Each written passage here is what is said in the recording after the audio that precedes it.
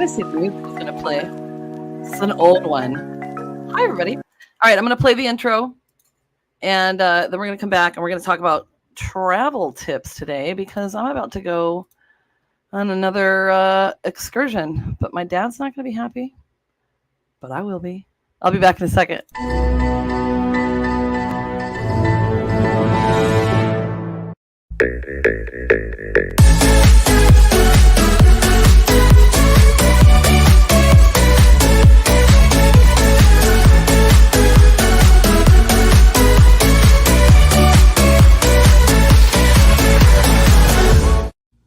Boom! Let's do this. Hello. Do you like those little graphics I do? Okay, so my microphone's a little different today.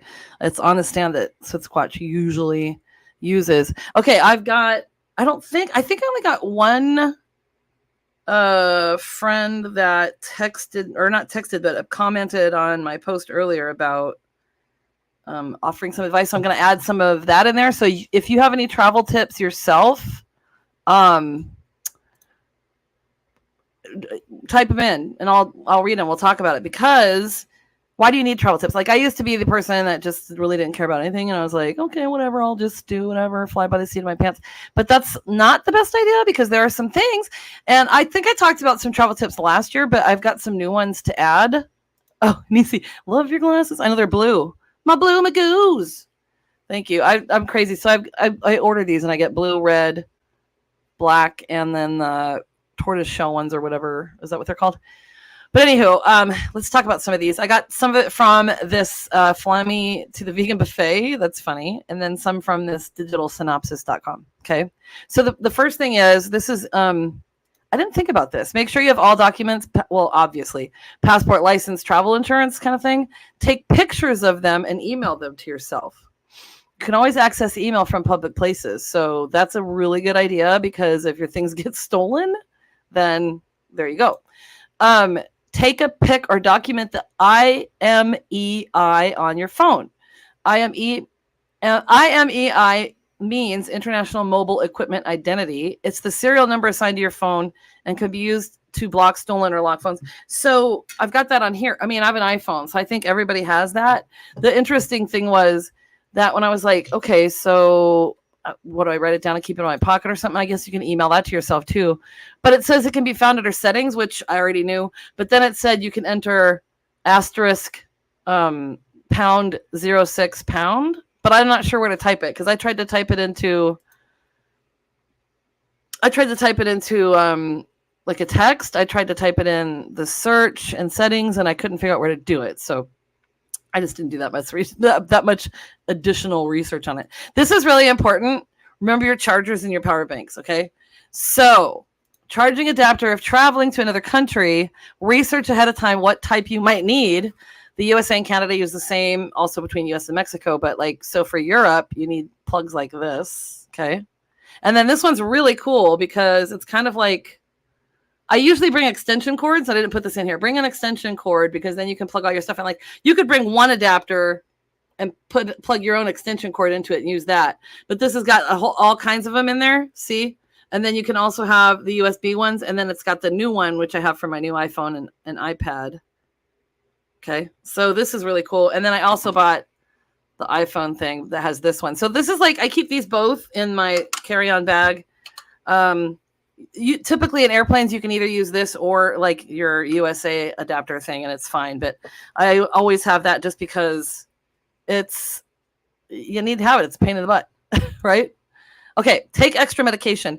This is interesting. So this just happened in Norway too. So you don't know when you're in a new country if you're going to, some things you need to see a doctor for. So I should have, so we competed in the cold for 4 days, and it was 50 in the 50s and raining.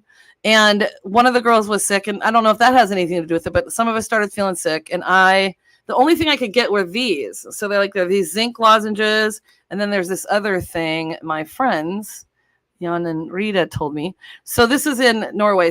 But it's over the counter stuff. It's like lozenges and basically vitamin things, I think, which they did help. Thankfully, my friend Kristen Winfrey had a couple of extra Dayquil. A Dayquil is a big thing for me, so I'm going to take that.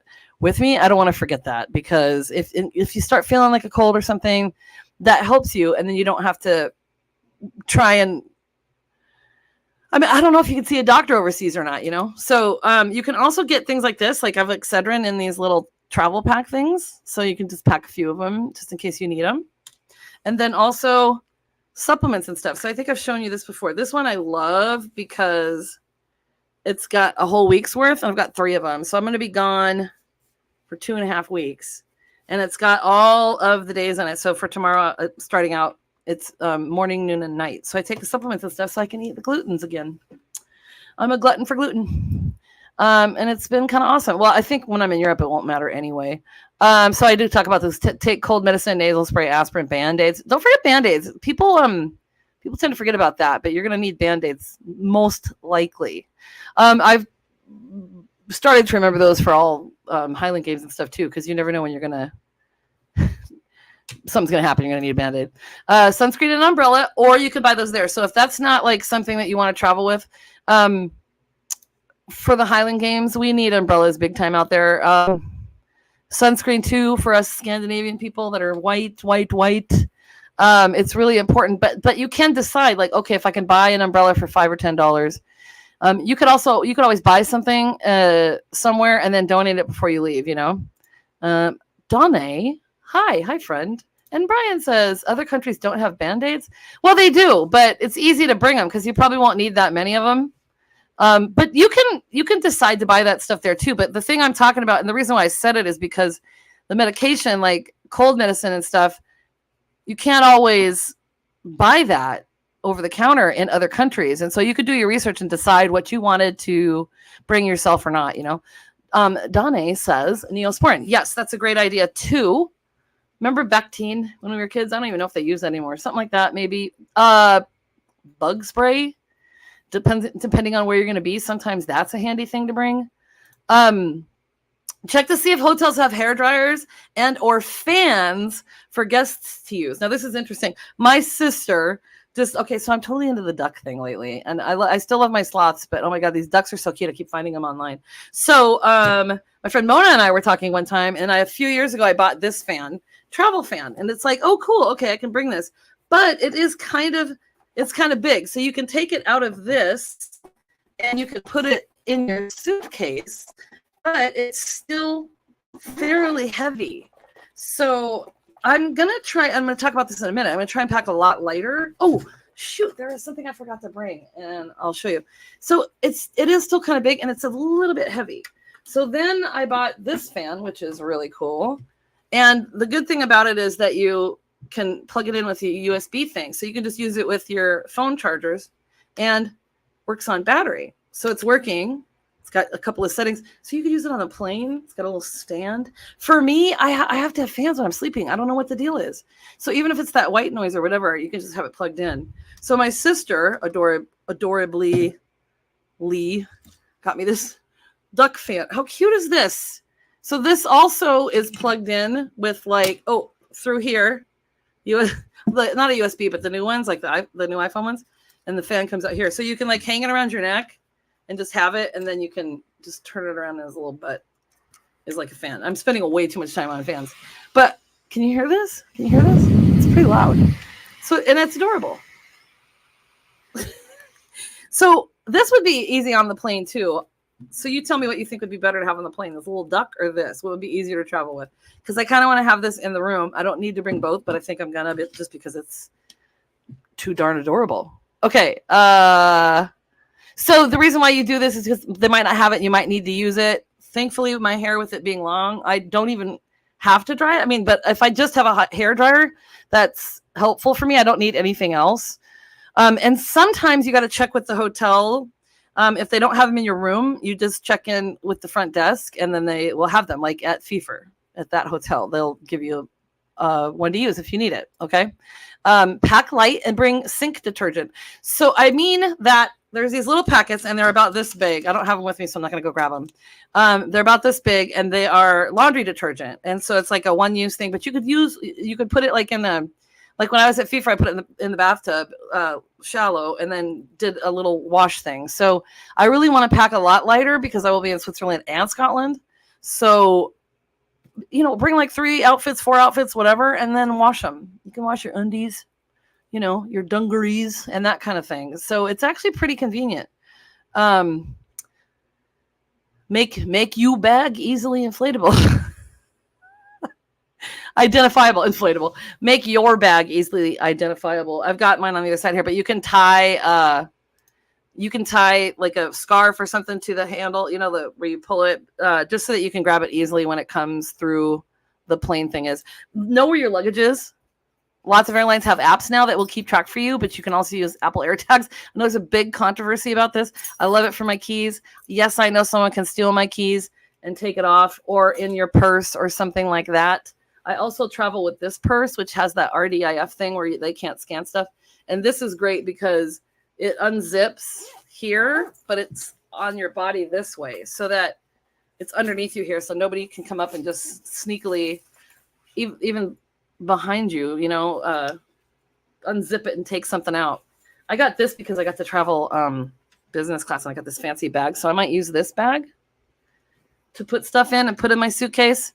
Plan enough time. This is really important, especially when traveling overseas, because you usually have to go through customs again and most likely TSA or wherever they have it. When I was traveling with Mona and Grant last year to FIFA in Switzerland, we happened to be on the same plane and stuff, and we were like booking it through the airport. So I plan at least 2-3 hours. I'd prefer probably 3. I know that sounds crazy, but hey, you can always go to the bar and have a drink. That's fun. Bring a refillable water bottle or buy one in the gift shop and then reuse it, because they have stations in most airports where you can easily refill your water bottle. When you're on the plane, for some reason, you get super, super thirsty, Okay, wear comfortable and versatile clothes. Have a light jacket or a shirt on hand. I usually wear one on the plane, just so that I don't have to worry about it. I don't have to pack it. Okay, use an inflatable pillow. I didn't bring mine over here. That's what's so funny. I have a little inflatable pillow now. You can just barely blow it up, and then you can lay on that. And I have a little blanket that I attach with a carabiner to my bag. Okay, and make sure you have the right earphones. So for your phone or for plugging it in on the plane or whatever, you can have. I use the wireless ones, but I also have other ones that I bring. I just kind of bring a couple of them just to see. Okay, all right. What to do when out to the boat? Haha. Don't tell strangers where you're staying. This is going to seem like, no-brainer. Oh, you know what? I need to show you this before I do this. And then I'm going to read tips from a friend. So I had another bag and it fell apart in Norway last year and I ended up having to buy a new one. But these packing cubes can really, really, really come in handy. And there's all different kind of sizes. And you can make them, like I have other ones in here. I couldn't find these before my trip to Norway. And so I have little ones that I could use for socks, underwear, that kind of thing. And you can keep things separate and then easily take them out and put them in your, then you can keep them in your own bags in the, what do they call it? The dressers, when you're out of place. So it just makes it kind of easier. Obviously, don't tell strangers where you're staying because you just want to be, especially when you're traveling alone. So I'm not going to do that. Never announce your room number out loud. That seems like a no-brainer, right? Take note of emergency exits, stairways, fire extinguishers, where the ice is located. If that area is also too hidden, if it's like at the end of a dark, dark hallway and it's in a room with the shut door, that kind of a thing. It sounds silly, but you can't be too careful, okay? And you want to keep yourself safe and you want to get back home. So immediately do a quick check in your room. Check the bathroom, the shower, the tub, closets, under the bed, behind the curtains. That always reminds me of the Friends thing where he's like unagi or whatever, and then they come out to scare hit Ross. Make sure the phone's working and know how to access the lobby or an outside light if needed, just in case. I know we don't really use that much anymore, but just in case. This is gross. Check for bed bugs. Place your luggage on a rack or a shelf or on a counter or something. Pull back sheets and check, especially at the head of the bed. Look for casings. Ew. Check the furniture too. Use your own alarm system by placing a glassware cup on the doorknob and another on the floor underneath, hoping the noise will wake you up. Okay, but then I looked this up and I thought, wait, this is a really interesting idea. You can use other furniture. You can buy a door alarm and or a door alarm door stopper. So I bought this. and it comes in like a pack of 2 for like $13. This is really cool. I see a comment and I'm going to pull that up. It takes one of those weird batteries, those big square ones, the DC batteries, is that what they're called? But anyway, you put this under the door and you can set it for low, medium, or heavy, or the sensitivity or whatever it is. And so what happens is if someone tries to come in, it goes off and it sets off this alarm. So it sure is going to wake you up and probably a lot of other people too. And we have Brian. Okay. I always tell attractive strangers where I'm staying. Sometimes I'll even give them the key. That's how I met you, isn't it? Brian, don't tell our secrets. See, now I'm doing a do as you say, not as you do. Dun, dun, dun. That's funny. Keep your valuables safe. Use the safe or keep them with you. Know all the Wi-Fi spots and or get your international phone plan before you leave. On my phone with Verizon. Verizon's got the best coverage bar none. Might be more expensive, but I've tested that out. And it costs $100 extra for me to have unlimited plan there. And I can just text like normal. Like I've traveled over all of Norway. Last year it was 9 hours to Bergen each way. And I used Spotify and everything. So never got any additional charges. So that was really good. If you have food allergies or other allergies or health concerns, do your research, find places that can accommodate, find hospitals, have medical IDs with you, blah, blah, blah, blah, blah. Always, always, always be aware of your surroundings. I don't know if you remember or if you watched the Candor with Katy that I did where after I got back from San Francisco, I talked about a guy that was following me and I ducked into a church and he came in there. I mean, it was scary. And then I what is it called? Gave him the slip, but still let friends and family know your itinerary. That's really smart. Always be aware. Oh, I said that already. Know the routes you want to take and research the type of transportation. So we have a lot of people asking like, well, what are you going to do? How are you going to get there? What are you going to do? And I do this as well. So know if you're going to take a train or a bus or a taxi, that kind of a thing. Find out if you need the tickets ahead of time and also know how to buy tickets and, or if you need an app. I have like a whole area on my phone where I've got like international apps for stuff. This happened to us in Norway last year, not this past summer, where we didn't buy our tickets ahead of time. And we ended up not being able to get a train ticket up to Fifer from Lillehammer. And we had to take a bus. Now the bus was really nice. It's a double decker and it was just fine. But what if they don't have that option? Okay. So research the weather and pack accordingly, which I thought I did for Norway, but I still didn't have the right clothes. And the over the tray thing. I wanted to show this to you. Dang it. I should go grab it. You could sit here. Okay, I'm going to. Hang on. Talk amongst yourselves. Oh my goodness. Okay, so dead air time. What the what? Okay, this is the coolest thing I have gotten. My sister gave it to me, and it goes over the tray, like the where you pull down from the seat in front of you. And even when you pull the tray down, so then it's still there like this, but it's got all of these pockets. It's hard to see. It's got all these pockets. So you can put your iPad in there. You can put your phone. You can put your chargers in there. All kinds of snacks in there. I have all kinds of things. So as soon as I sit down, I put this on the tray in front of me, and then you can just close the thing. And it just hangs there. Like I said, if you open the tray, it's just there. And then you're just having your own mess, not other people's messes. And even if it doesn't fit the tray, like when I got to do the biz class, it was really cool. There was a thing on the side. I just put it over that. So that is something that made my travels very, very, very easy. But you can hang your blanket off of it or a jacket or something. Okay, so Amber Elder commented on my post earlier, and she said, may I offer a couple of tips? If something seems off, it probably is. Now, this is really important. This goes with my be aware of your surroundings. If you're online getting help, don't feel rushed. Make smart, informed decisions. You have as much right to the time and effort of the person helping you. That is really good advice. Always, always, always double check who you are dealing with and who you think you should be dealing with. So she says, for example, if you're dealing with trying to resolve something like a document, she goes, when you're trying to resolve something, document, not have a document. If someone says they're going to ban you from an airline for disputing a charge, it's probably a scam. And then if a customer service rep is a jerk and hangs up on you, don't throw your phone and sob like a small child for an hour. Keep your wits about you.